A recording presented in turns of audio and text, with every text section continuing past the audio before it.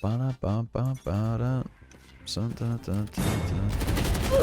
guys, Jollz here. We're starting something new. We're giving away one free coaching session every week. Watch until the end of the video to find out how. Enjoy the video. Hey, what's going on? Nothing much, nothing much. Chilling. If you can, send me your tracker. Let's take a look at the tracker real quick. Okay, so yeah, last act plat, 150 damage per round, really good. KD's good. Shot percentage is good. 1%. Okay, yeah. We're good. Just be careful you're not filling too much and you're not playing too many different agents. I definitely would prioritize 1 to 2, maximum 3. Okay, so between the Phantom and the Vandal, do you swap between the two? Do you have like a preference now, or? So towards the end of the season, I started to use Vandal a lot more, so that's kind of why. Oh, I see. Okay. If you do ever notice inconsistencies with gun control, I would recommend picking between one and ride that one out for a little bit. Yeah, other than that, everything looks pretty decent. We do have above 50% win rate, so we are steadily climbing. And your stats do look pretty decent. Yeah, I was hard stuck like silver 3, gold 1 for probably like 150 games. I had a lot of games last act, and then I climbed out. Well, now we're here. Now we're plat. Nice, full heal. All right. Okay, we're going kind of by ourselves. This is a good dismiss, but... Damn, 59 on Cypher. It was a good kill. I'm actually surprised we even got that second one, but after we got that first kill, we started holding W there. You know what I mean?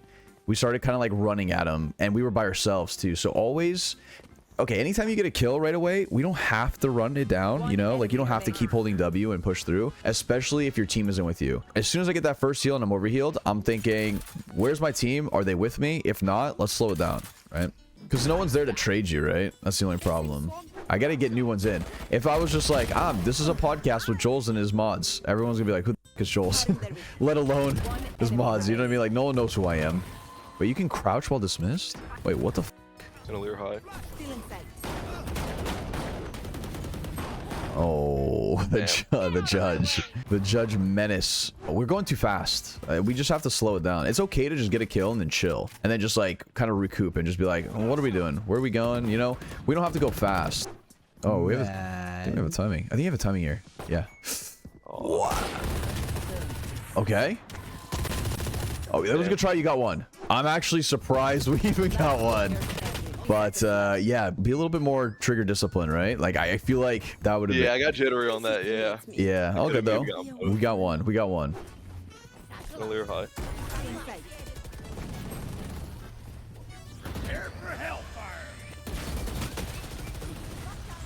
Yeah, I definitely should have played that slower. Yeah, yeah. Before you want to entry, always look at the minimap, see who's with you, and if anything, you want to calm that too. So if you want to push in, your goal is to push in. You calm that to your team. Hey guys, I'm pushing in. I'm a flash and I'm going to go in, right? These kind of comms like get your team prepared and on their toes, like on what you plan on doing. Without that, they don't have anything to work with. And especially if we're not going to be looking at the minimap too, they have no idea. So it's just going to be a gamble whether they come or not. Yes. One enemy remaining. Nice job. Good round. Good stuff. I was actually thinking of doing that. I think it would be a cool series. Ooh. Yikes, that's a win. I mean, the crosshair actually looked on him. I think we might have just been moving. And it was also unfortunate that the pillar was blocking our flash. Everything about that was a bit unlucky. Opping on attack side could be tough, though. If we are going to op on attack side, we just have to be super patient, just kind of hold an angle and just chill. And hopefully that they kind of slow. Done it, probably. Spike planted. Bonkai redeem. So we're going to want to... Okay, nice, nice, nice. This is good. I like the way that we want to play with our teammate there. We're kind of swinging when they're swinging. This was really good. The only thing I would have done differently here, make sure you tap the bomb instantly. Yeah, I meant to, and then I hit the wrong button. Okay. Anytime you want to retake, you just immediately tap the bomb because it's going to pull the cockroaches out of their hiding spots. You know what I mean? Stop. Pause the video right now and go subscribe. Thanks. Come on, let's go. Prepare for hellfire. Enemy spotted B. Someone's A. Reyna killed.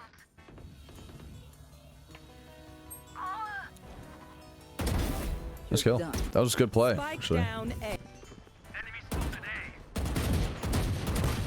Okay, all good, all good. No worries. In that situation, whenever you're like close encounters like that, either we want to decide to spray if we're gonna stand still, or if you're gonna burst, you should be strafing in between bursts, right? You never really want to be like standing still with bursting, and you never want to be like moving while you're spraying, right? So in that case, we kind of did the worst of both worlds, where we kind of stood still and we bursted. Either we send a full spray clip there, or we like burst and strafe and really focus on that. But Spike planted.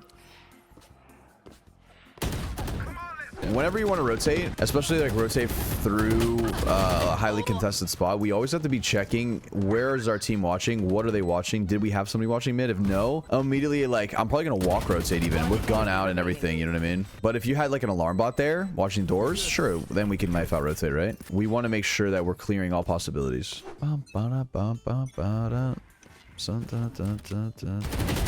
Ooh. Okay, careful not to make the same play over and over again, right? I know that like sometimes it's good to do that and play aggressive, but not the same spot every single time, right? Like especially when we're saving. I would probably go like maybe push A main, you know, maybe you want to push through B main, but we've been kind of going aggressive mid almost every round. You want to make sure that we don't have any patterns where they can exploit any habits that we form, right? And they're just going to be like, oh, this guy likes to push mid, let's just hold for him, or something like that. Right side. Ready to come home. Nice. Okay. Solid. We won. See? 4 duelists. Easy. Ooh, rough game. Rough game, but we won. That's what matters. All right. All right. All right. So one of the biggest issues that I noticed is so the biggest thing for sure is definitely our pacing.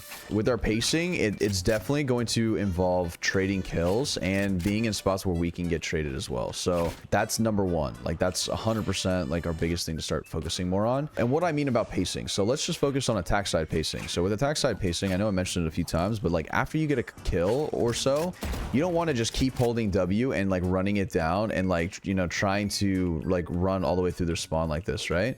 Because eventually you're gonna get stopped and someone's gonna just be able to just easily one tap you because they hear you running, they have the advantage, they know where you are, you don't know where they are. So you don't really want to kind of give this opportunity to the enemies. And what I would recommend doing instead is basically getting one kill, and after you get that kill, you know, just chill for a little bit, you know, think to your teams like, are we gonna go B? Are we gonna go towards A? Right? Like what's the play afterwards? Or if you do want to keep going and you do want to take advantage of that kill, you're just like, get this kill and you're like, all right team, let's go towards B, right? Follow me up. And even as I'm running, I'll clear the angles and now I'm like, where's my team? Like I'm looking at my mini map, I'm like, are they with me? If they're not with me, I'm not going to keep running it down by myself. You never basically want to be in a spot where you're by yourself, especially when they know where you are. You're not in a spot to get traded, and when you're not in a spot to get traded, you're kind of just coin flipping your gun fights, and you don't want to do this.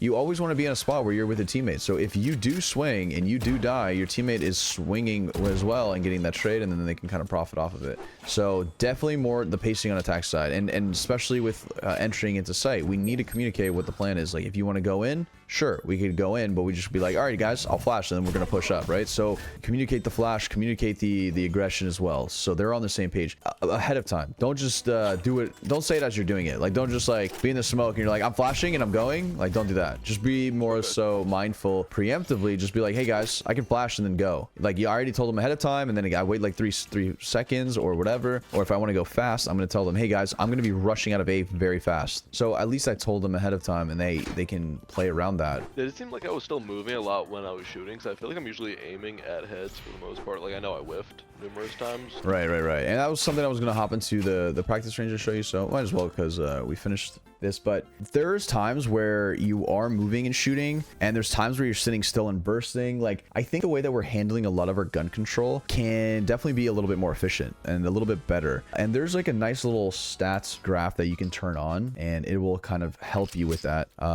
So if you go to video stats all the way at the bottom, shooting error, and you just turn on the graph, and like you can see the graph here on the right corner. When you're not moving and shooting, the bar is going to be orange like this, right, on the graph. And that just means, you know, we come to a complete stop before we start shooting, which is going to make us accurate, which is good. Now, when you're moving, right, it's going to be blue like this, right? These are how you know that it's not good. But if you stand still, it goes back to orange, right? So this is a great way of kind of just feeling it out and making sure we have a good understanding of our gun control. Whenever you are bursting, we definitely should be strafing, right? Because like this is going to be the rhythm of your burst.